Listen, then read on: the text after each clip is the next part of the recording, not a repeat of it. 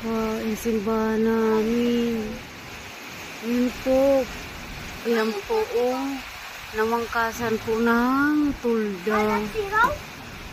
Ay, sa 200. 500.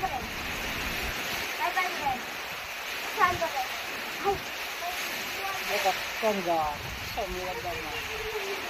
Po, Father, yung simbahan mo. Tingnan mo. Nilipad na yung lahat. Nakatayo pa rin. Sa hangin. Ang simbahan, sira. Pumunta mo na isa. Ganyan po siya. Bakit ka po kami? Yan po, naghahagot po din.